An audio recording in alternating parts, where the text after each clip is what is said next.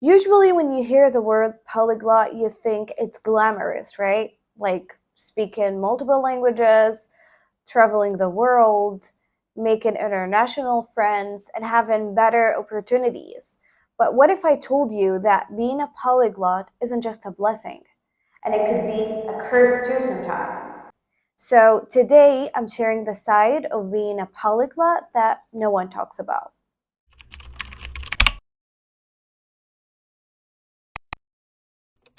So previously, guys, I made a video about how languages have changed me, and I'm gonna leave the link in the comments below.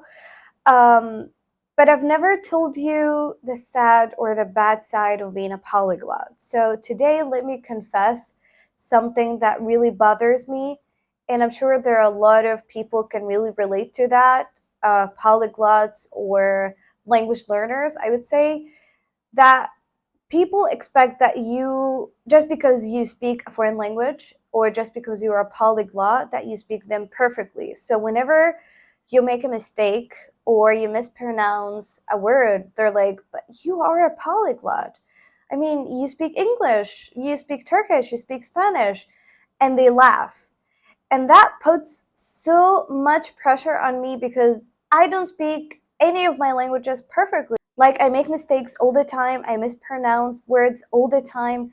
So, who said that being a polyglot or speaking a foreign language means being perfect? I'm not perfect and I don't speak them perfectly, and that's okay, you know? Also, when people find out that I speak foreign languages, they're like, can you say something in that language, or can you say something in Spanish? And I completely understand the curiosity, but like, what should I say? And my mind goes blank and I don't know what to say. And they're like looking at me and they're waiting for me to say something. And I feel pressured because I remember everything but my languages. And it's super annoying because they expect me to say something or speak the language directly. Sometimes I manage to do that and sometimes I cannot because, as I said, my mind goes blank and they're different languages, so I need some time, you know? So just let me know in the comments, by the way, if you can relate to that and if you think that ever happened to you before.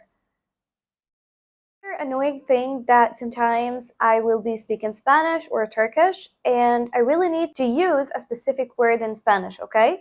But for some reason, I cannot remember it, and I remember the Turkish words or the words in other languages.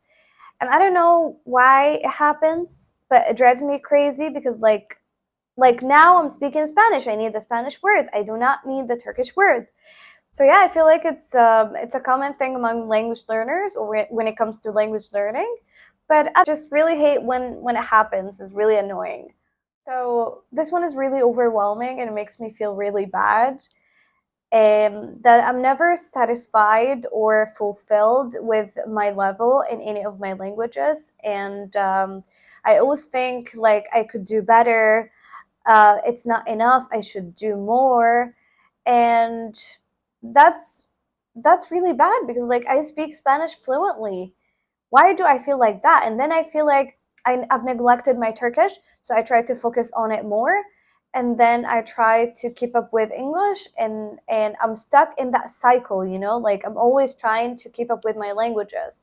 So maintaining my languages is like a full-time job, and it's very exhausting mentally because sometimes you have life gets in the way and you have stuff in your life and you really can't, and you don't want to do anything with languages. But unfortunately, if you do not use the language and if you do not maintain the language and keep it sharp, you're gonna forget it and you're gonna be rusty, and that's even, it's worse, you know. And I don't want to have this with my languages, you know what I mean? So being a polyglot or speaking foreign languages, it's not as glamorous as you think it is. So yeah, those were my confessions, and I really needed to vent out and just tell you what I've been struggling with as a polyglot. I love learning languages, it's really my passion, but it could be exhausting sometimes.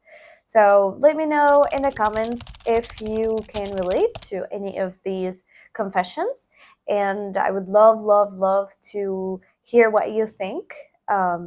Thanks for watching, and I will see you hopefully in the next one. Bye.